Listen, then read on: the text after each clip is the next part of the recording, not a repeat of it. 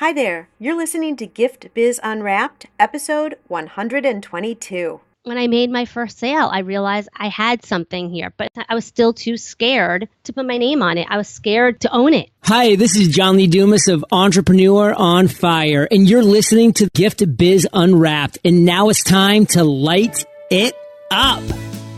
Welcome to Gift Biz Unwrapped, your source for industry-specific insights and advice to develop and grow your business. And now, here's your host, Sue Monheit. Hi there, it's Sue, and welcome to the Gift Biz Unwrapped podcast.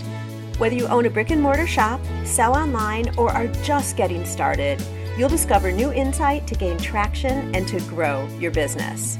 And today I have the pleasure of introducing you to Hallie Sherman. Hallie is a licensed speech-language pathologist working full-time in the public schools. In her spare time, she blogs and creates digital resources to assist busy speech-language pathologists to make their jobs a bit easier. She started this entrepreneurial journey about 5 years ago, and at that time, she didn't have a permanent job and used her blog as a therapeutic outlet. Back then, she kept her blog anonymous to prevent having issues while finding a tenure track position. In truth, Hallie didn't think anybody would read it. But as time went on, she built a loyal following and a loyal customer base just by providing content that her audience loved. After over 3 years of blogging, she finally revealed her identity, and her audience no longer has to admire her incognito. Oh wow, Hallie, I cannot wait to hear all about your experience. Welcome to the show. Thank you so much for having me. So I like to start off by a little bit of a creative way in that I like to have you describe yourself through a motivational candle. That's something that us creatives like to do. So if you were to tell us what your ideal candle would look like, what color would it be and what would be the quote on your candle? Sure. The color would be purple. Not only is it because it's my favorite color and the color of my brand, but the color represents creativity, imagination, royalty, and even sensitivity. And I think all those are great attributes of an entrepreneurial and a creative entrepreneur. And you must be able to stand out, yet be sensitive to those you are trying to serve. And a quote that I just love that I think resonates with me and my brand and everything about me is, "Beauty begins with the moment you decide to be yourself," by Coco Chanel. Because I had a lot of struggles, and as we're going to get into today, with revealing my identity and putting a face behind my business and being truthful to my audience. And so once you realize that what you are capable of, you can do so much more. I 100% agree with you in that quote. So I'm really excited to get into that. I think that is the key, being yourself. But you said a word that's really interesting, Hallie, because I've never heard anyone talk about it this way before. And that was, you said, be sensitive to your audience. We always talk about, well, you need to know who your customer is and, you need to know who you're talking to. But in terms of being sensitive to your audience, I've never heard it stated that way. Can you expand on that a little bit? Sure. Since I am a speech pathologist in the schools and I'm serving speech pathologists in the schools, I get the struggles that my audience is going through on an everyday basis. I'm there with them. I'm in the trenches. I know exactly what is going on. And even if it's not happening to me, it's happening to a friend, a coworker. It's happened to me in the past. And I'm very sensitive on the fact that a lot of my audience is spending money out of their own pocket to pay for resources to help their students, which is going towards my business. It's not like they're getting funding from a school or a district and things like that. I'm very sensitive on the fact that my audience wants to be better and do more and have more free time to devote to their families and things like that. I'm very sensitive of all their different struggles because I have it as well. And that's why I created my business. I realized that I had a strength that was, my lesson planning didn't take me that much time, that I was easily able to look at my students and come up with a quick idea fast. And that was why I started this whole entrepreneurial journey. But I'm sensitive in the fact that I know what struggles my audience is having, which is leading them to find me. Okay, so let's take this back from the beginning. I kind of did a quick rundown in your intro of everything that was going on with you. And now you've shared a little bit that you'd identified that you had something that came really easily to you. But let's talk a little bit more about this. Your company's called Speech Time Fun. And let's talk this all through. How did this all get started? Sure. About 5 years ago, I was hopping from leave replacement to leave replacement. The teaching job market in New York is still pretty rough. And back then it was even more rough. There was not many jobs and I was hopping from leave replacement to leave replacement. And I was still putting myself out there each and every year, putting my resume out there. Let me stop you. When you say leave replacement, Like a maternity leave, like I was filling in for someone else. oh, got you. Okay. So yes, I was filling in for other people's positions. I wasn't having my own position because there weren't any at the time. And I was getting a little down on myself. I'm like, here I am. I've put in my time. I'm seeing people around me getting jobs. I'm like, what am I doing wrong here? And I didn't know where I was going to go. I thought maybe I would start my own private practice. So I created a website thinking I was going to start my own private practice. I didn't know where I was going to go. I just knew I needed to do something different than what I was already doing. And I realized that I had a strength. I was talking to a few coworkers and friends of mine, and they were up till 11 o'clock at night lesson planning. And I was like, that doesn't take me much time. And that got me frustrated because here I am. I was not the one with a full-time job, and they did. And so I decided it was right around the time when Pinterest was becoming popular. I think back then I needed to apply for an account and I decided to blog and pin it. And I saw my pins starting to travel and people were starting to read it. I was realizing I had something here. I had something people wanted and needed. And so what were the topics of your blogs? It was just different, quick speech therapy ideas that using what speech therapists already had in their rooms. Like at that point, I wasn't making my own digital resources. I was just sharing strategies and materials that I found. I would find various iPad apps that I would use with my students and share it on my blog and different things that would benefit other speech pathologists struggling to come up with ideas for themselves to meet the different needs of their students. Speech language pathologists have a different caseload each and every year when it comes to their students. It's not like a classroom teacher where there's a curriculum. We're kind of thrown in and basically told, do what you got to do for your students. And we're given no direction by any boss, administrator, anything. So we have to be creative. We have to kind of try to pull things together using the limited resources that we are given. So on my blog, I shared all these different tools using index cards, and I would find things at the dollar store and share how they can fund creative idea. And I would share it on my blog. And because of Pinterest, people found it. But back then, since I was still looking for a full-time job, and I didn't think anyone was going to read my blog anyway, I decided to not put my name on it, thinking I don't think I needed my name on it, first of all. And I didn't want to be Googleable in case like a potential job was looking for me. I didn't think that it was a positive thing at the time. I thought of it as a negative. You kind of did it consciously, but not really, because you just didn't put your name on it. But there was the reason, because you didn't want to be found in case that would interfere with an opportunity for some position. But it was kind of either way. You really didn't give it too much thought, right? I didn't think anyone was going to read it anyways. How long did it take to get traction? A couple months. Within 6 months, I saw, my pins floating. And that was when I started getting the social media accounts going. I was like, I got something here. So even with no one knowing who I was, I still had a Facebook account. I had an Instagram account, I had a blog following. Back then, people were, commenting on blogs. So I knew that people were reading, and I was growing a Pinterest following. So I got to see the numbers growing, and even like page views on Google Analytics. I saw all that going, and I'm like, After 6 months, I was like, I have something here. And then I found out about a website called Teachers Pay Teachers, and it's like Etsy, but for teachers. It's a digital selling platform where people can have their own stores on their website, just like Etsy.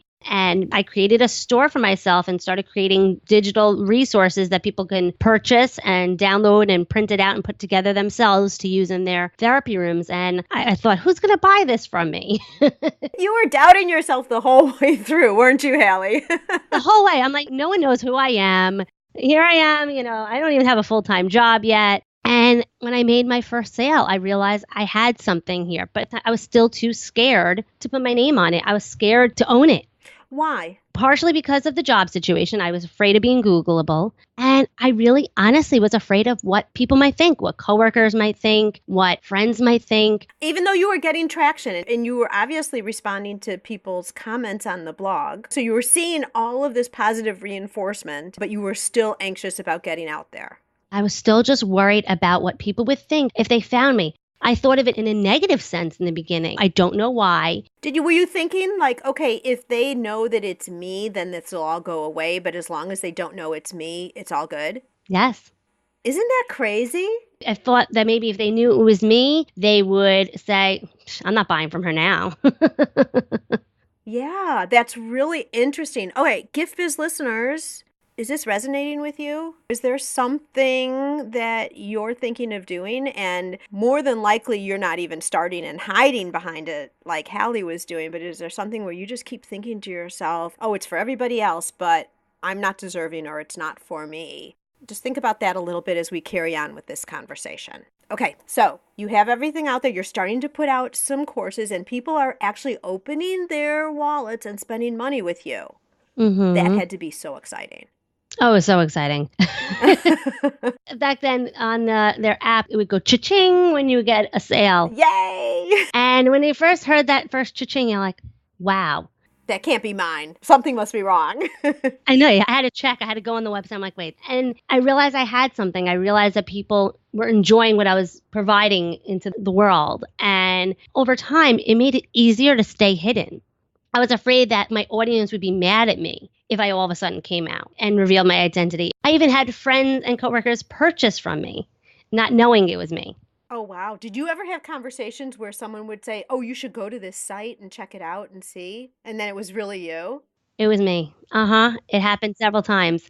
And that's what made it harder to reveal my identity, because I was like, okay, now I'm really hiding things from people now. Now it gets to the point where, because there are people that know you, that it's almost dishonest then if you don't say, well, it's me. And I was just so worried about being figured out at that point. I was so thrown into the mix of hidden and no one knows who I am. I had the secret identity, and it was just easier to stay hidden because I was afraid of now what people that I knew that bought from me would think when they realized that I just took their money and didn't tell them that I did. I'm kind of thinking must have come to a point where it's like it's either now or never, because at some point you're just in too deep if you don't say something soon. It did. And then I had my big turning point was when a bunch of other speech pathologists, bloggers, teacher pay teacher sellers, they came together and they went to a national convention. I didn't go because how could I go? No one knows who I am. And I was sitting back looking on social media, watching them grow their businesses and do amazing things. And I couldn't be a part of it because no one knew who I was. And I was like, I need to do something about this, but I was still too scared. So the following year, I decided to go myself. I was still anonymous, but I was like, I'm going to go and see what happens.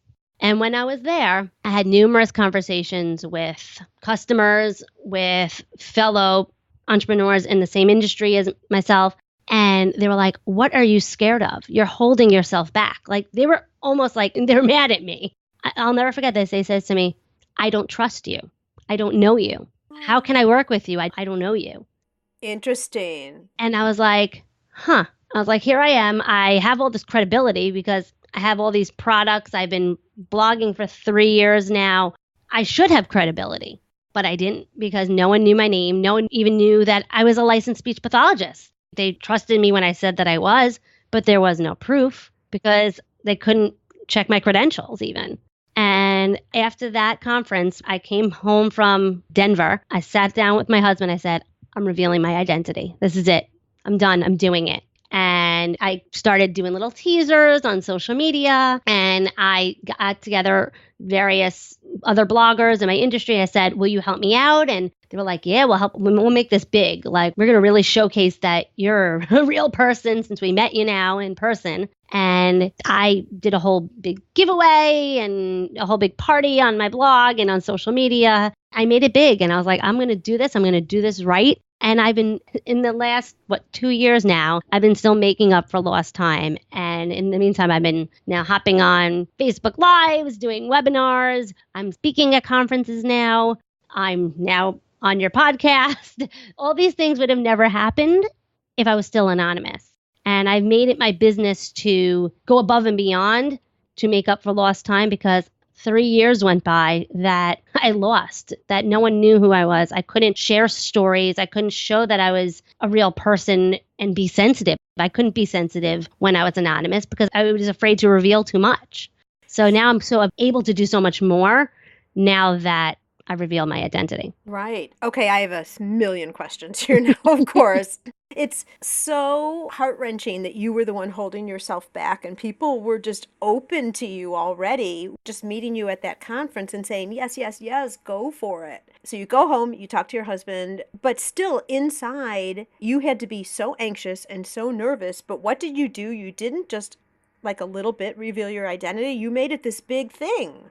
I said, if I'm going to do it, I'm doing it right and I'm doing it well and I'm going to own it. And if people call me up and ask me, hey, why didn't you tell me? I had a story ready to go and I said exactly what I said to you, that I was really nervous.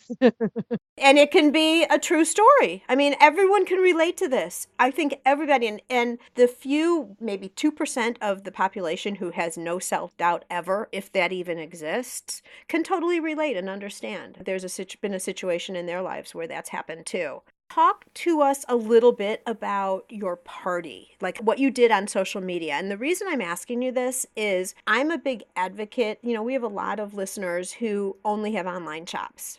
Okay, they're never going to have a brick and mortar, any of that. And I try to explain to them that you too can have a grand opening. It's not only for physical locations for them to have a grand opening when they're starting their business. So this is kind of similar in terms of your party. And this is the grand opening of you, Hallie Sherman, right?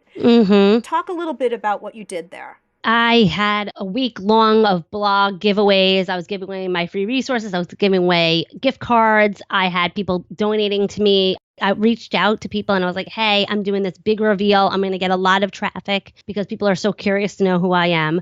Would you donate to me? And so many people were like, of course. And they donated resources. They donated, I think I got some iPad app gift codes to give away. I gave away so many different things, like a week long of events.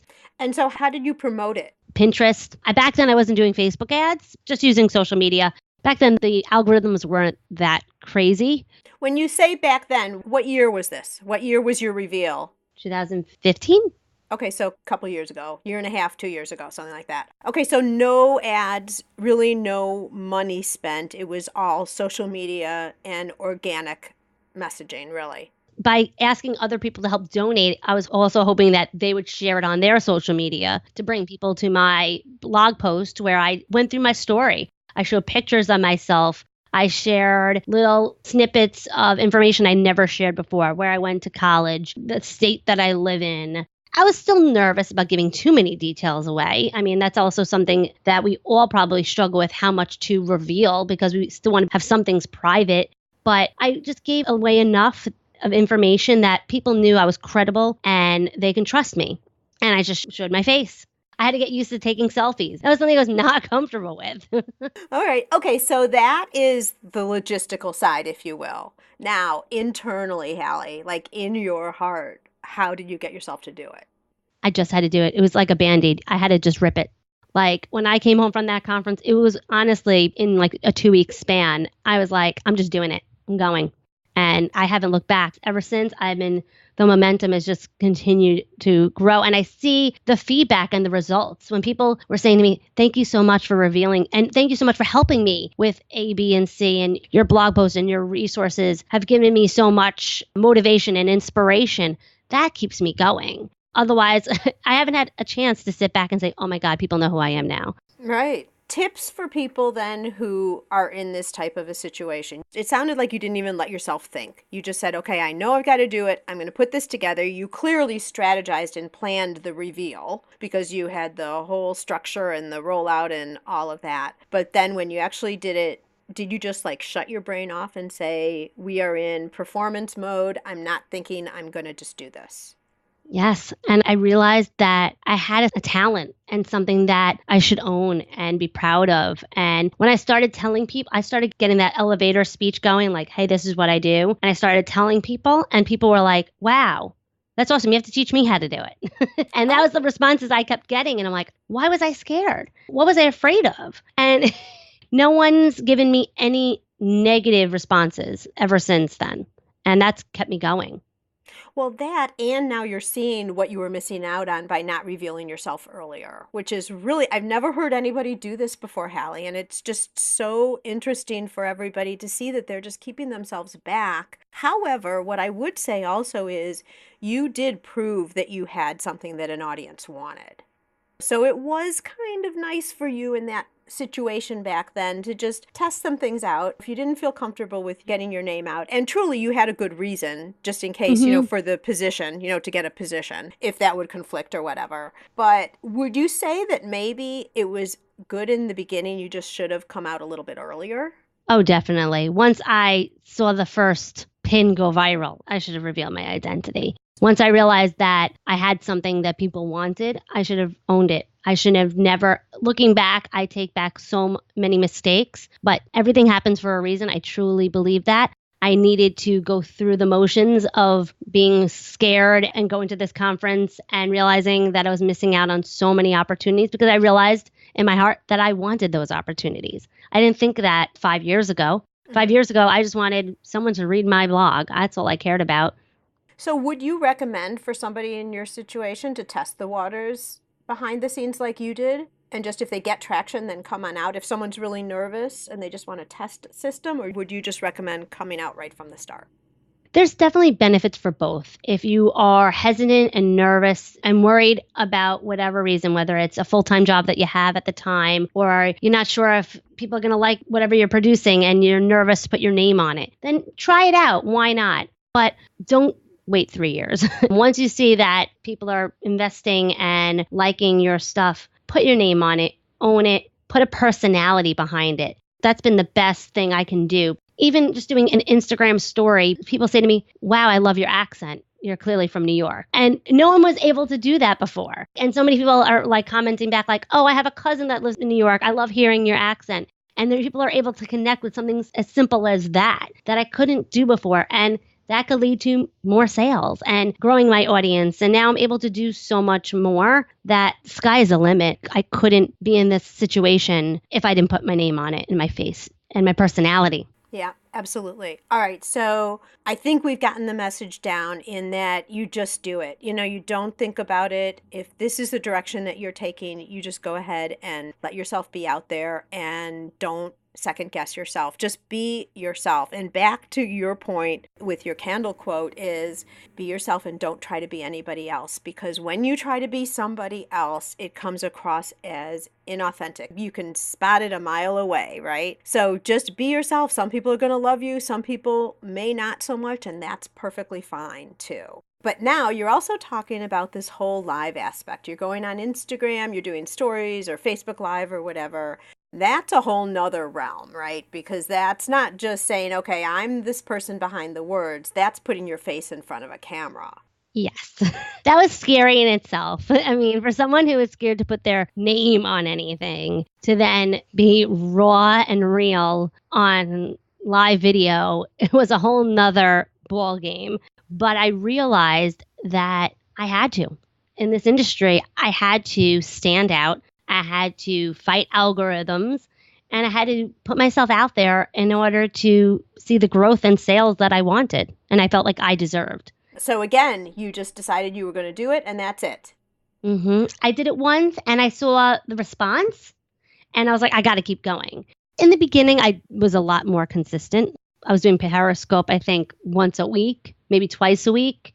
Not so much now as I would like to be since, I mean, now I'm on summer break, but I was working full time and I have a 3-year-old. So it's a little difficult to go Facebook Lives and things like that. But I always try to do like a daily Instagram story to get my audience to see me, get fresh ideas. I like to stand out and just be present and in their inbox or whatever. I used to do daily Periscopes when Periscope first came out. And now I'm doing Instagram stories and Facebook Live too. But you're doing daily Instagram, which is awesome. The stories and people, it's so interesting because when you are just yourself, in fact, I did a story real quick right before we jumped on. Do you know that it's Social Media Marketing Day today? Oh, I didn't even know that. Yeah, we are recording June 30th for those of you who are tracking time because this show won't actually go live until next month, actually August, I believe. But yeah, I mean, live is so important these days and you attract people that you wouldn't be attracting anywhere else. And they really see, to your point, Hallie, about, a personality, someone that they can relate to and just genuine. People want to feel like they're buying from their best friend or their neighbor or someone they know. Otherwise they would go to these big businesses and things like that. They want to buy from people they know and can trust. Absolutely. There is a big shift now, I think, from the big chain stores now to more personal one-on-one buying, just like you're talking about. So thrilled that you're talking about Instagram stories. And the nice thing about all that live too is it's not expected that it's going to be perfect. You're not going to necessarily brand everything. And so what if coffee spills off a desk or whatever? People just want to see real. People want to see that you're a real person, you stumble on your words, that you make mistakes, your phone might ring in the middle of a webinar. It's happened to me, and you just got to keep on going and trust that you're providing such great value that your audience is going to eat up and love, and keep going and keep doing it. Absolutely. Any final comments or recommendations or wisdom for people who are sitting on the fence and say, yeah, Hallie, I hear what you're saying, but I'm still nervous about it? The more you can connect with your audience, the more they're going to connect with you and be willing to share what you're doing with their friends and tell people and buy more and more and more. If you want those repeat buyers and people to really resonate with your business and what you're doing and what you stand for, you need to put yourself out there and share it. Don't be afraid to take a selfie. Don't be afraid to do an Instagram story with your face showing. Do a Facebook Live, put your name on your blog and with a nice photo. Don't be afraid to put yourself out there because you'll never know what you're missing out on unless you try. And from someone who's been there, so much opportunity has been presented since showing my face, and my audience really appreciated it. They said, thank you. And they're able to really connect with what I'm doing and what I'm standing for. And I'm also able to stand out more from my competitors because I'm able to put my personality with my branding. So I say do it. Oh my gosh, Hallie, excellent point. I mean, couldn't have been said better. And you just brought in a great comment at the end in terms of standing out from your competitors because no one else can be you.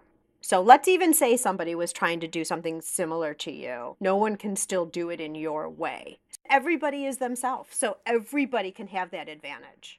Mm-hmm. Everyone has a different, unique story that brings something different to the table. And unless you share your story, no one will know that. Absolutely. Okay, I want to swing now into something a little bit different because we've really talked about how you just need to get yourself out there in front and take the chances and take the risk. Let's talk a little bit now about your blogging and creating courses and all of that. What do you think in that whole journey, in terms of putting that out there, what types of traits or what resources or what did you pull from yourself to get that taken care of, to do that? I like to look at the struggles that I've had in my field and I write about it. I share, okay, this is a problem and this is how you can solve it. This is how I solved it. And by using my own personal experiences and sharing stories and tapping into and using the language that I know my audience is using, people are reading it and liking it and able to try it out for themselves. Because they can relate to it probably. Mm-hmm. Exactly. Do you have any tools that you can share with us in terms of what you're doing? You have a 3-year-old you mentioned, so life is probably full of lots of demands on your time here and there and everywhere. What do you do in your workday? Are there any tools or anything that you're using so that you can get everything taken care of and produce as you are? My cell phone.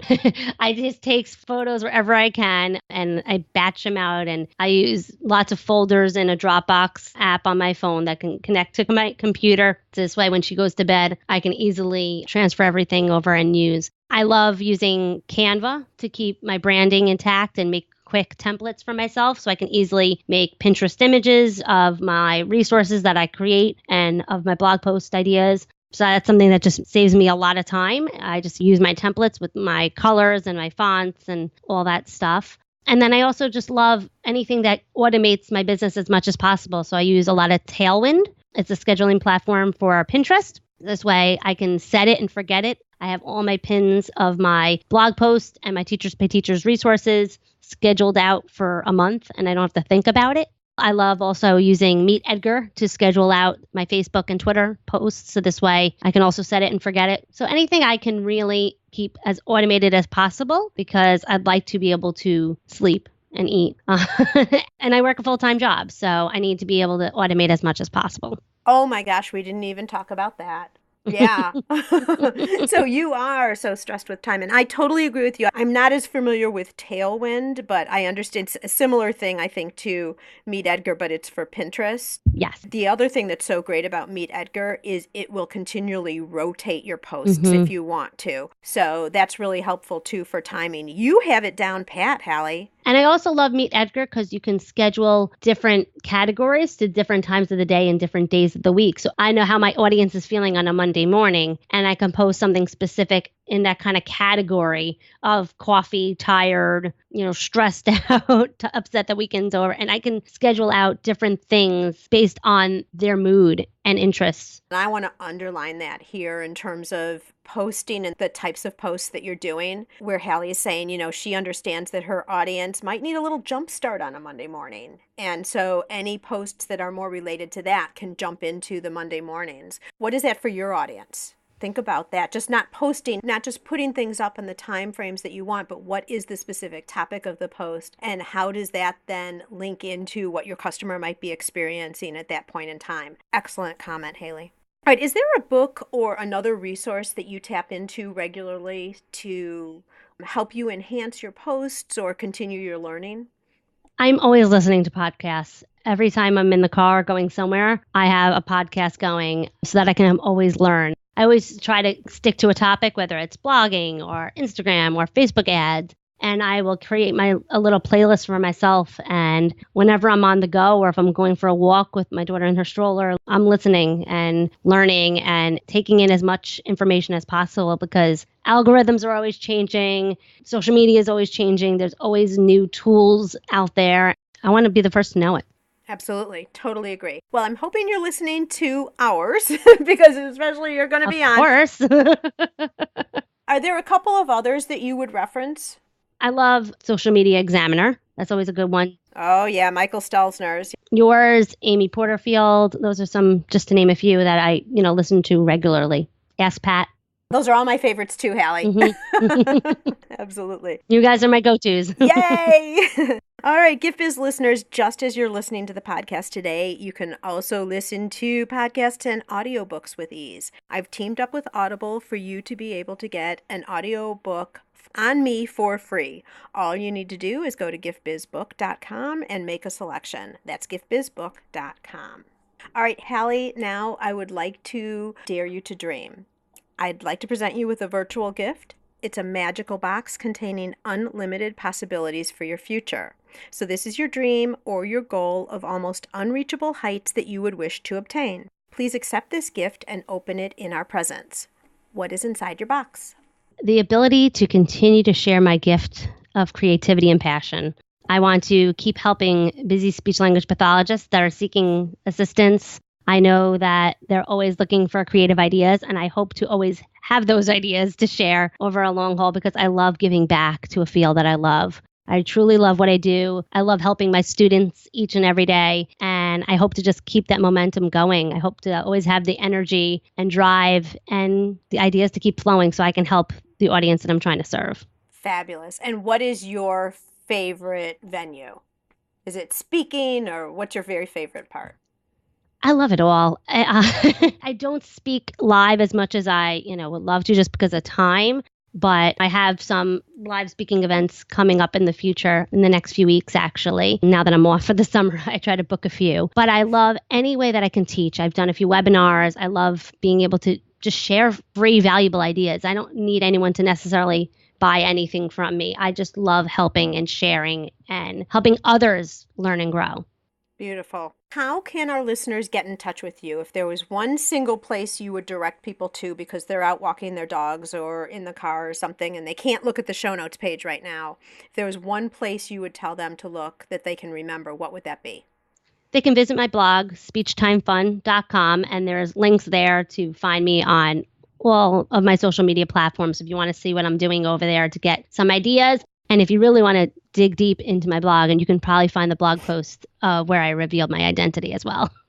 Oh, that would be fun. So you can look in the search tab and try to find it. Maybe I'll just have to do a little research, find that link, and put that over in the show notes page, you too. You can as well. So if anyone wants to get an idea of what to do, they're more than happy to Perfect. do that. And you can also send me a message. You can send one through my blog, and I'd be happy to give anyone any guidance or tips or just a motivational speech if you need.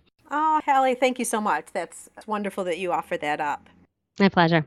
I really have enjoyed speaking with you. I think that this topic is something that so many of our listeners, a lot of people everywhere, but especially our listeners who are really, they have that desire way deep down to do something more. As you talk about, you're not in it for getting the sales, you're in it for sharing what you know, helping others make their lives easier, etc. I think so many people who are listening can relate. And this is a story, Hallie, it's very unique. It's different than I've ever heard before. And I really appreciate you being genuine and real and authentic and sharing. And I think we're going to help a lot of people here today. So for that, thank you so much. And Hallie, may your candle always burn bright. Thank you so much for having me. Where are you in your business building journey? Whether you're just starting out or already running a business and you want to know you're set up for success, find out by taking the Gift Biz quiz. Access the quiz from your computer at bit.ly/giftbizquiz or from your phone by texting Gift Biz Quiz to 44222. Thanks for listening, and be sure to join us for the next episode. Today's show is sponsored by the Ribbon Print Company. Looking for a new income source for your gift business? Customization is more popular now than ever. Brand your products with your logo, or print a Happy Birthday Jessica ribbon to add to a gift right at checkout. It's all done right in your shop or craft studio in seconds. Check out theribbonprintcompany.com for more information. After you listen to the show, if you like what you're hearing, make sure to jump over and subscribe to the show on iTunes. That way you'll automatically get the newest episodes when they go live. And thank you to those who have already left a rating and review. By subscribing, rating, and reviewing, you help to increase the visibility of Gift Biz Unwrapped. It's a great way to pay it forward, to help others with their entrepreneurial journey as well.